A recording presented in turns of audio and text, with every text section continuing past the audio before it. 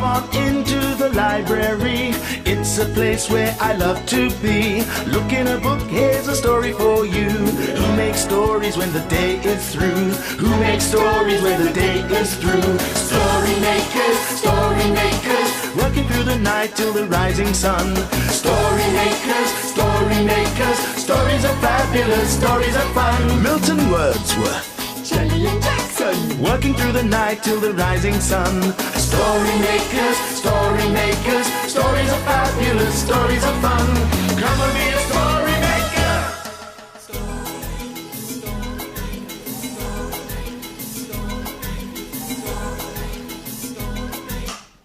Story makers.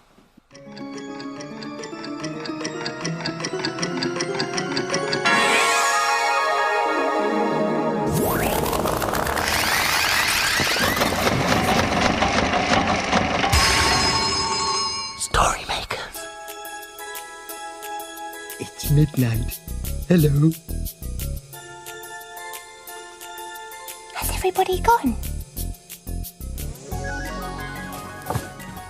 The sun is down, the stars are bright. Story makers come out at night. Milton Wordsworth, story maker and magical maestro, at your service. Milton, did you see the librarian's brooch? It was beautiful. Can I have one? Well, I'm not sure, Jelly Bean. You're a little young and you might break it or worse, lose it. But I love jewellery. Well, I don't. Not unless the jewels are on a really big crown. Oh, hey, we could play kings. I could be the king with a really big crown full of sparkly jewels, and you could be my humble servant. Oh, charmed, I'm sure. Oh, no. I want a story about jewellery. Well, I'm going to look for some king's jewels and play at being a king. Oh, do you think that he's cross with me? Don't worry, he can make a story later. Right, jewellery. That'll do nicely. Come on, then. Now, will you give us a hand? This machine takes a lot to get going. Join in the magic words. Yes.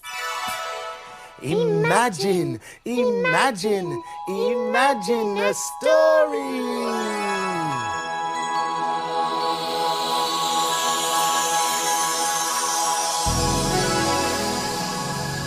Oh, it's a playbook.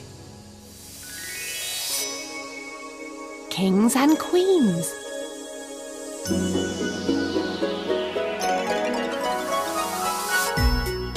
It's dressing up time at school. What's in the box? Who will we be today? Let's dress up as kings and queens. There are crowns, capes, feather boas and glasses.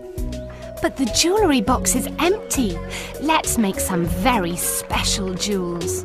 We can use crisps and sweets with holes. Savoury and sweet. All kinds of things that we can eat. And then we can use candy string to loop all these yummy things and make a necklace each for the kings and queens. Look at my necklace. I made it for me. Here's one for you, Your Majesty. It doesn't quite sparkle, but it looks tasty enough to eat. Look at the jewels we have made. Fine enough for a royal parade. Oh, jewellery that you can eat. That's perfect. Make way for King Jackson. I am the King of Jackson, and I rule Jackson land. Look, I found these clothes and jewels in the dressing up box. They're good, aren't they? Can I be your queen so I can wear some of those jewels too? No, there's no jewels left. You can have this, I suppose. What is it? Well, it looks like a belt to me. Yes, and me. Well, I was going to use it for another story, but you can wear it if you like, Jelly. Oh, no thanks, it looks a bit big. Let's make a story. Very well. King Jackson, may I? By all means.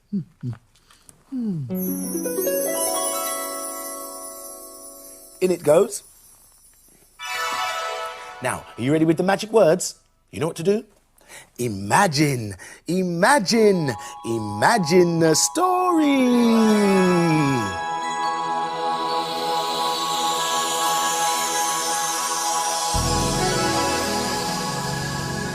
It's a tale from far away.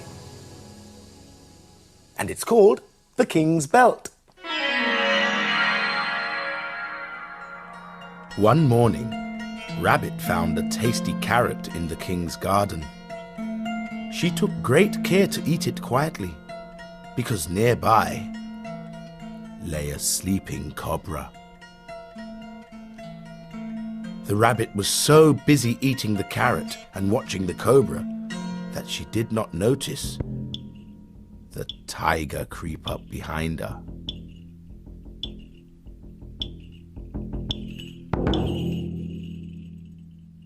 "Lunch!" said the tiger with a roar.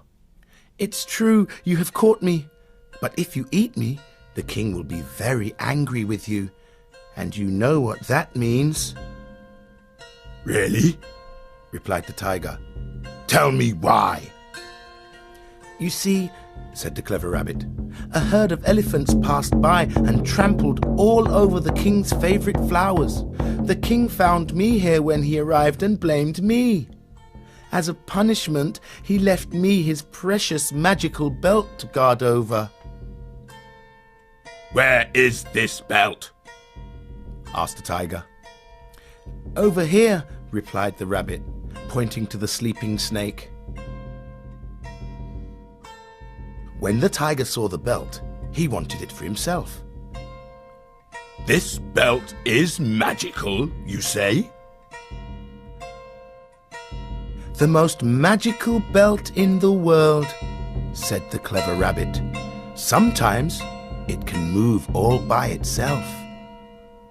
"I want to wear it," Tiger exclaimed. When the tiger wasn't looking, Rabbit hopped off and hid behind a bush. She watched as the snake wrapped itself around the tiger. It was a much tighter fit than the tiger expected. Oh, that rabbit was clever, wasn't it? Well, naturally. He was probably taught by the king. Now then, you two, being a king is very tiring, so I'm going to put my feet up and read my comic. My king's book. Oh, he's funny, isn't he? But Milton, I do really want some jewellery. Now then. Oh, I know. Oh, that's pretty. Oh, but I don't see how I can wear it as jewellery. Or I suppose I could wear it as a brooch. Will this do, madam? Oh, it's beautiful, Milton. Thank you. Oh, but why don't we use that flower to make a story? Why, of course. Come on. Okay. In it goes. Now, my petals, it's time to use your imagination. Yes, I'm going to think about a big, long necklace like this one. Will you help? Ready? Yes. Imagine a story.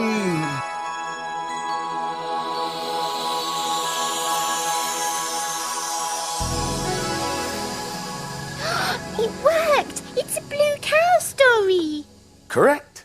Blue Cow goes to Hawaii.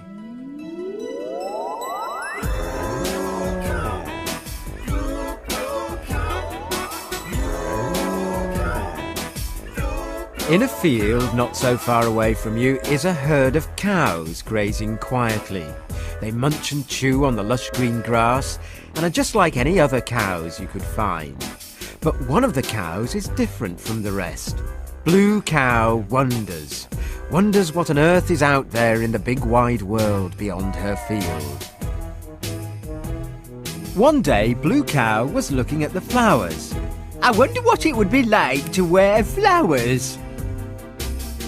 The other cows sighed and shook their heads. She's off again.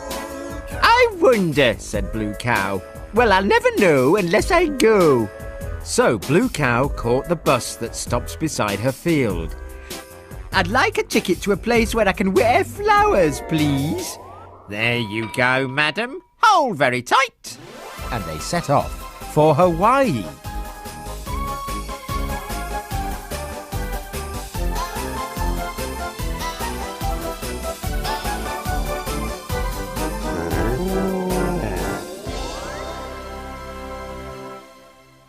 And then they arrived. Blue Cow was in Hawaii, under a very tall coconut tree and surrounded by lots of beautiful flowers. "Oh, gosh, it's hot," said Blue Cow. "Aloha, I'm Daisy. This will cool you down," said a girl, handing her a coconut with a straw in the top. "It's coconut milk. The coconuts come from the trees. Look," she said, pointing upwards. "They're very hard to collect. You need a big ladder." It's yummy. "Thank you," said Blue Cow. "Welcome to Hawaii," said Daisy, and she put a flowery necklace over Blue Cow's head. "Thank you. I'm Blue Cow. What a beautiful necklace." "It's a Hawaiian necklace. Would you like to try some traditional dancing?" "Oh, yes, please," said Blue Cow. So Daisy gave her a skirt made out of long pieces of grass and a crown of flowers to wear on her head. "It goes like this," said Daisy. "You sway your hips and move your hands from side to side. Swish, swish, sway." "Okay," said Blue Cow. She swish, swish, swayed to the left and swish, swish, swayed to the right. Oh, watch out," cried Daisy. Too late. Bump! She'd swish, swish, swayed backwards into the coconut tree. Whee! Plop, plop, plop, plop, plop. 5 big coconuts fell from the tree. "Oh, fantastic! What an unusual way to collect coconuts," laughed Daisy. "Now we can have a lovely drink. Thank you, Blue Cow." "Oh, you're welcome," she said.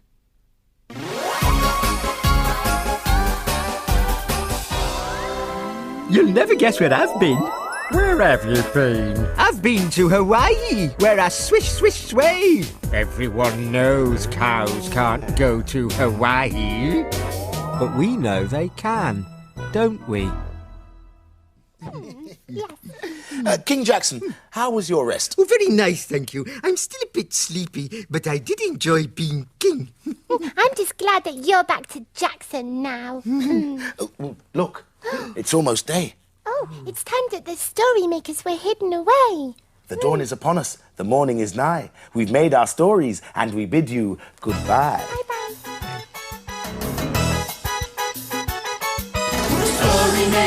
Story makers, working through the night till the rising sun. Story makers, stories are fabulous. Thanks for helping. Bye, story makers. See you again soon.